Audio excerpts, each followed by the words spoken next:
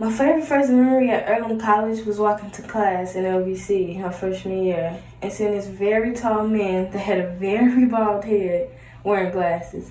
He was holding the door for a few students in front of me, and I tried to walk really slow so that I didn't have to make contact with him.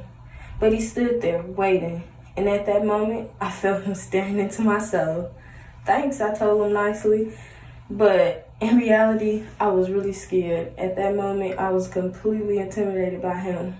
I thought later, that man was really noble, but he might take his job a little too serious, just based on the way he was dressed. He had khaki pants, a sweatshirt, and really nice fancy shoes.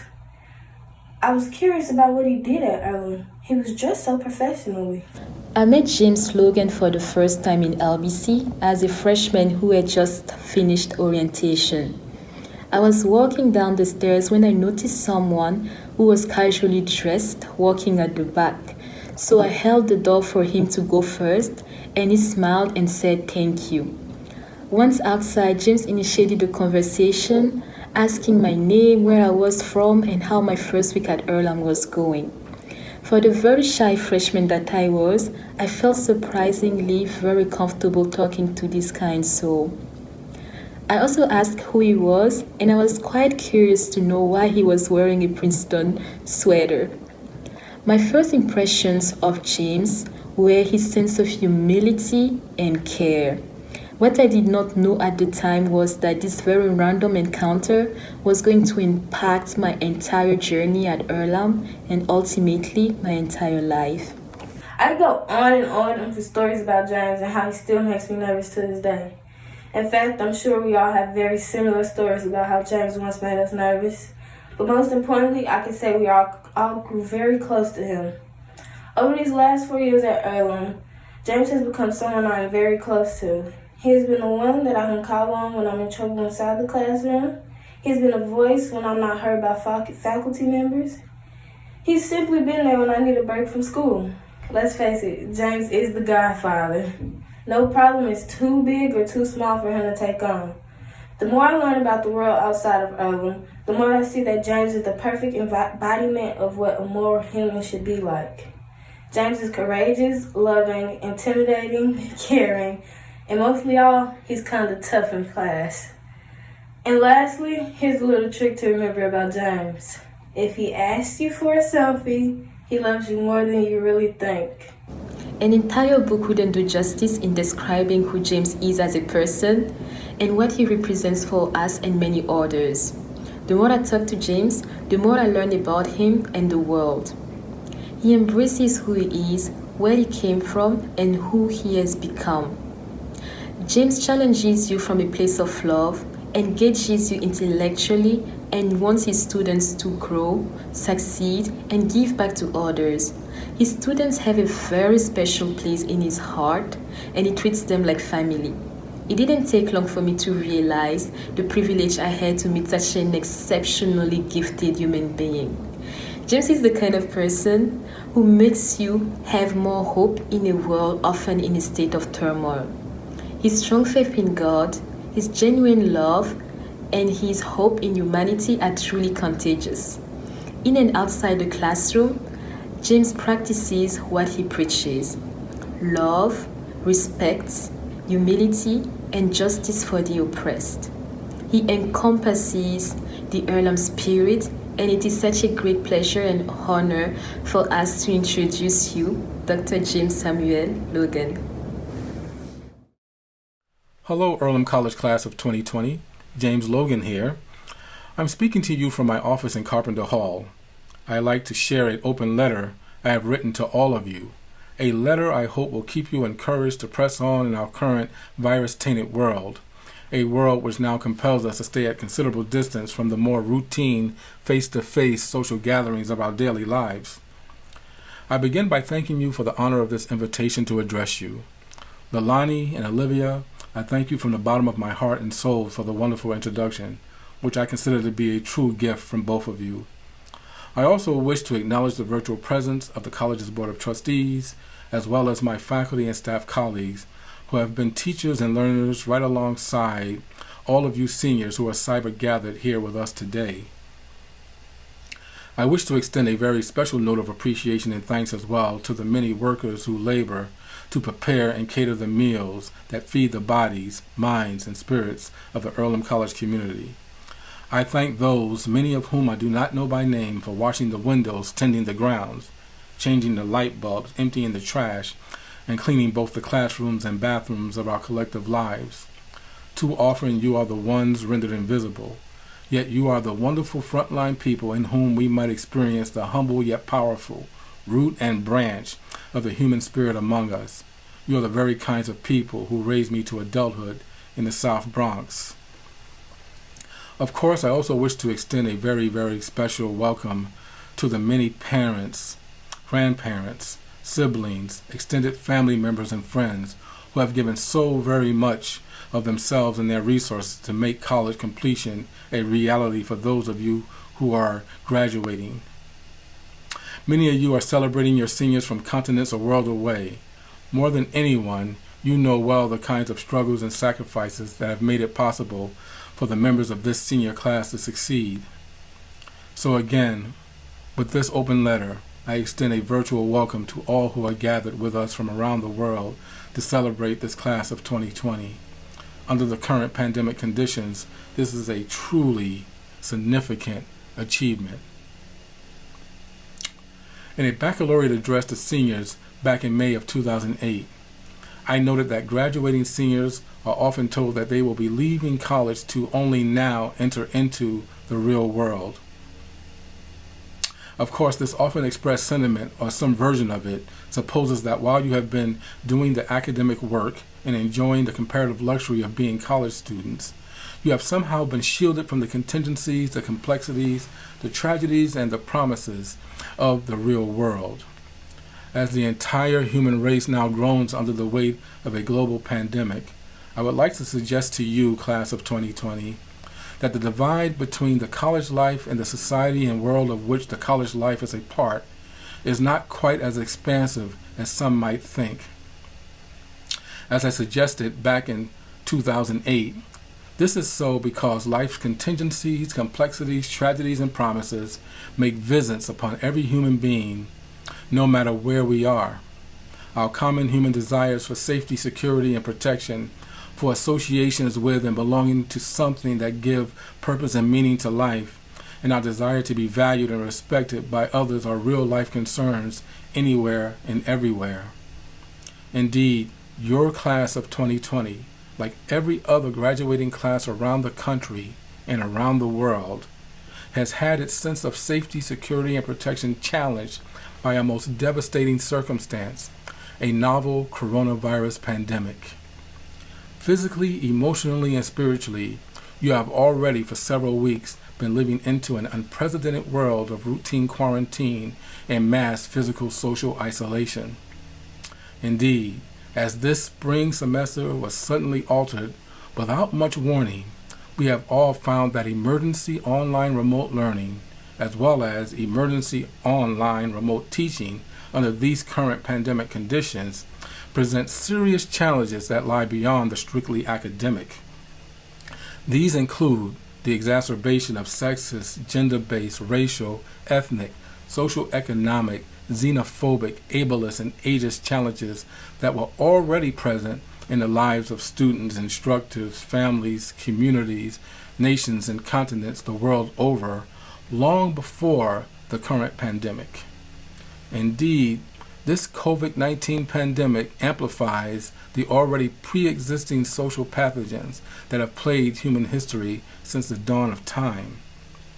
Around the globe, COVID-19 has shaken loose our common human anxieties and fears about death and the fragility and meaning of our lives.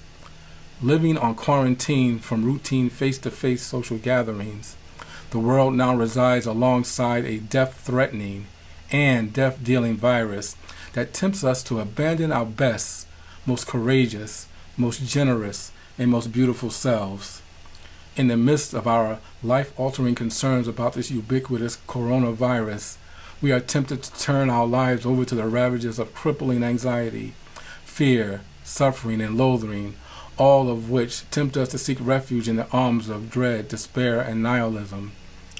This novel coronavirus, one that has not been seen before, ravages not only those with compromised immune systems, but also frontline workers and other vulnerable people of the world who live compromised and dangerous lives of sacrifice on the front lines of human courage, delivering life-sustaining provisions to all of us. I speak here of those essential workers who deliver emergency services on the front lines of our physical health, mental health, and security concerns. Those essential workers who drive delivery trucks or who crowd onto overcrowded buses and trains to deliver stock and sell food, as well as provide the other necessities of human life to the masses. Indeed, there now resides before us a general specter of pandemic concern that now haunts the known world. Beloved class of 2020, how you and we struggle and care and work with one another through all this will say much about what kind of people we all are, the world over. Our dispositions of collective human character in a time such as this will say much and teach much to future generations about what kinds of people inhabited the planet Earth during the 21st century. For sure, there's no way around dealing with increased levels of premature death when life and history become infected in such an unprecedented way. So like everyone else on the planet Earth class of 2020, you will need to contend with and work through suffering and death even as you continue to show the future that you never, ever gave up on the beauty and wonder of life. You will play a significant role in setting an example in the present for the future generations of the world. So be inspired right now to set outstanding life-affirming examples as you move through the world to become the elders of tomorrow. Please remember that the great public intellectual and literary genius James Baldwin was right when he said, "Children have never been very good at listening to their elders, but they have never failed to imitate them." What is it that you, in the present, will lead future generations to actually imitate, class of 2020? Please don't wait until middle age and beyond to think about this, to act on this call to be wonderful, to be daring, to be gracious, to be magnificent, to live the spirit of love out loud in the time of pandemic crisis and beyond. So I asked the question, Earlham College Senior Class of 2020, who are you?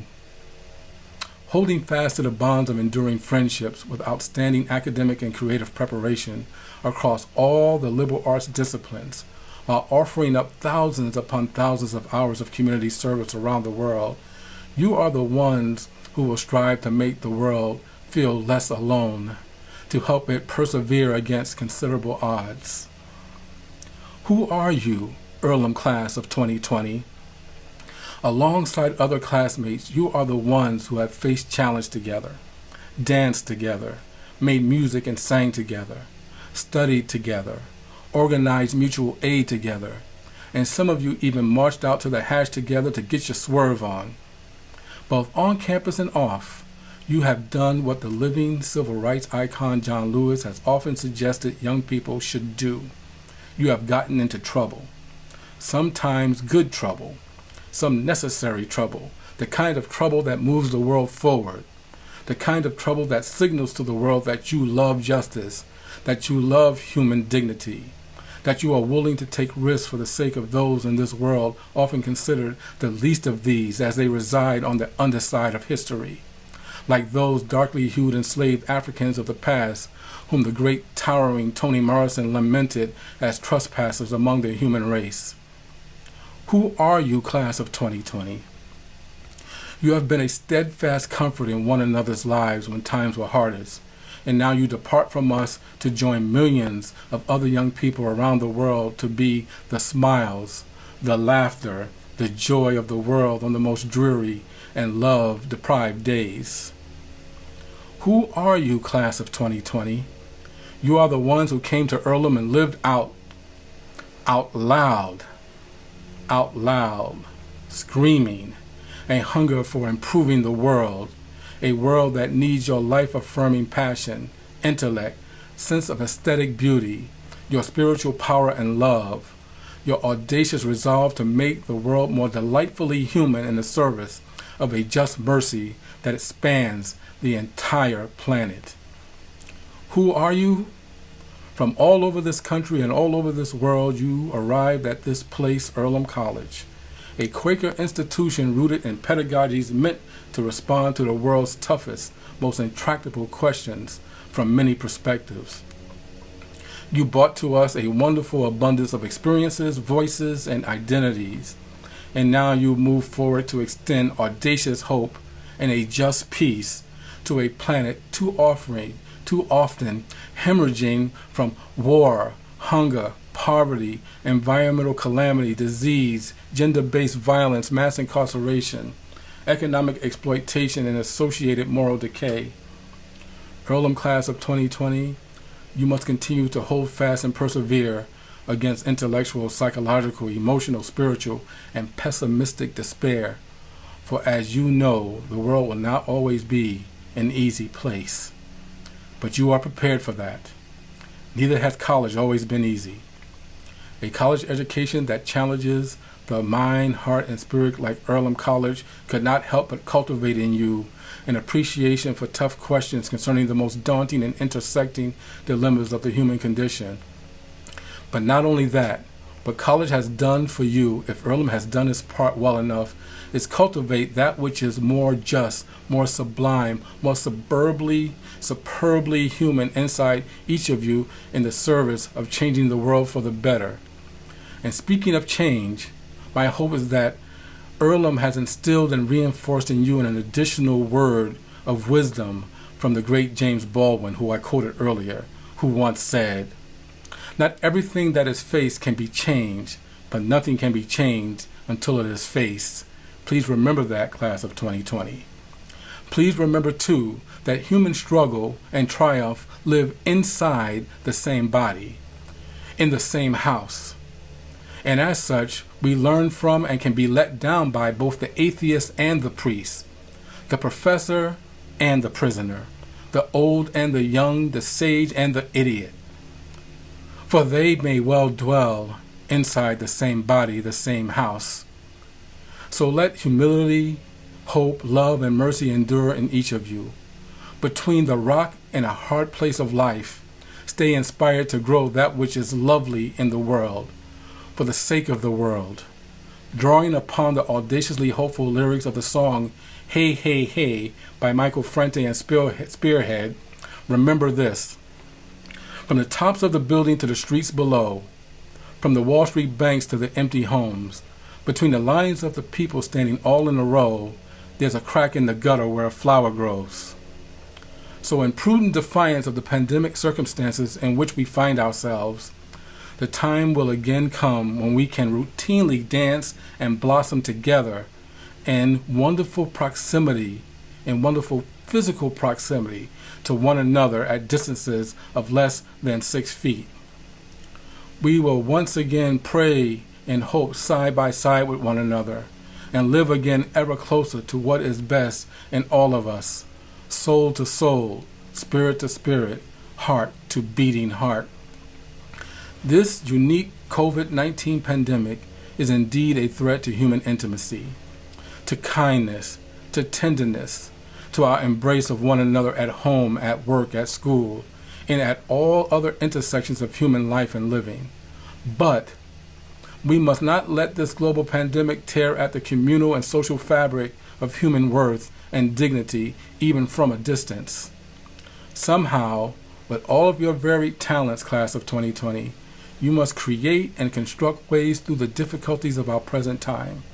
You must partner with the world in the building of life-affirming families, friendships, communities, institutions, civic organizations, governments, and nations.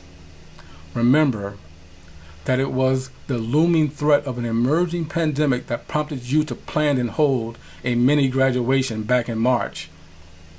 Because not just intellectually, but also instinctively, passionately, lovingly, you understood the binding force of true humanity to be inextricably tied to the face-to-face celebration of one another.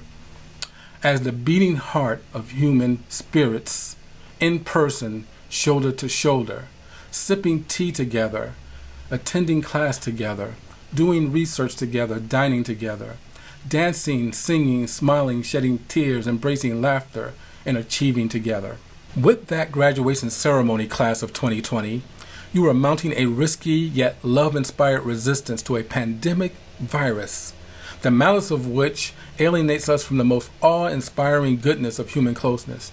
You are motivated with a day's notice to get on the front lines against the oppression and brutality of an unseen microscopic menace that was gathering all around us and all around the world.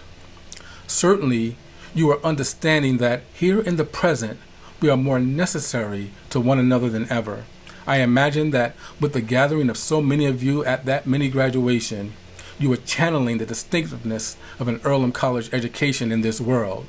Undeniably, during your years at Earlham, the distinctiveness of your education could be felt every time you walked the stout meeting house past the statue of Mary Dyer, a colonial American Quaker woman who was hung by the neck till dead in 1660 on account of her life-affirming religious free-thinking and support for the socially dispossessed.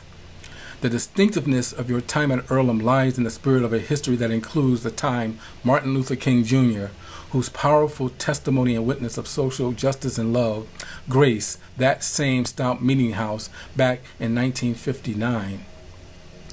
The special liberal arts legacy of which you are a part, class of 2020, can be comprehended in the memory of Edward and Newton Uesugi, who along with other Japanese Americans escaped confinement in U.S. internment camps by way of invitations to enroll at Earlham College during the unspeakable terror and horror of World War II.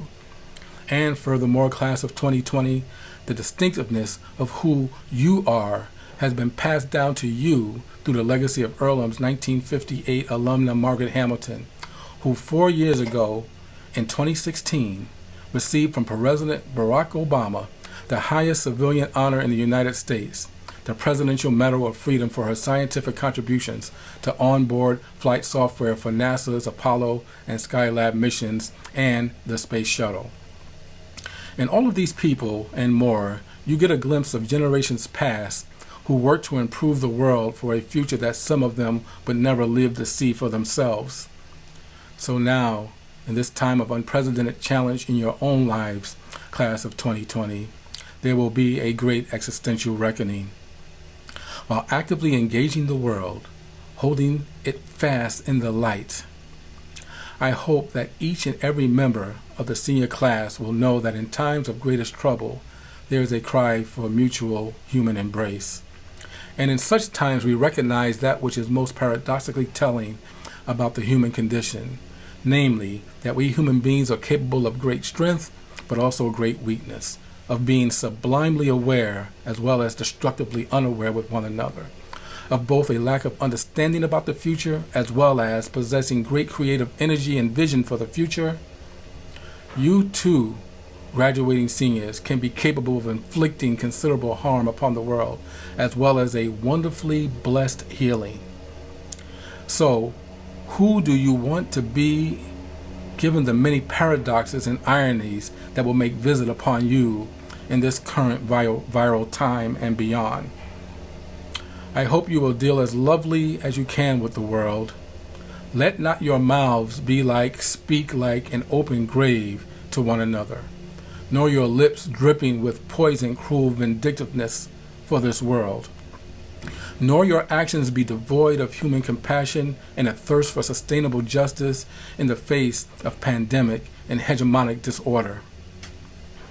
And so I ask again once more, Earlham College class of 2020, who are you? I hope that you are the ones who will move forward well in this viral time of both uncertainty and promise. I also hope you will find it in your spirits to actively support the life and flourishing of this college, Earlham College, for the sake of this learning community, for the promise of our continued strivings to build a diverse, equitable, and inclusively varied liberal arts peoplehood to serve the world.